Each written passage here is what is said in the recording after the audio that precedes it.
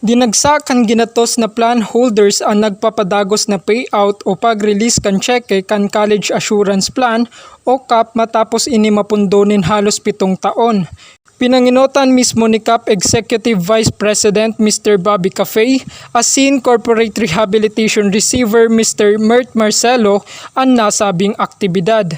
Sigon kay Marcelo, nasa 8,700 na plan holder sa bilog na rehiyon Bicol ang nakatalaan na magresibi kan cheque. Madurar sagkod sa Miyerkules, Hulyo 12, 2023, ang payout sa function hall kan Hotel Centro Legazpi para sa mga probinsya kan Albay asin Sorsogon.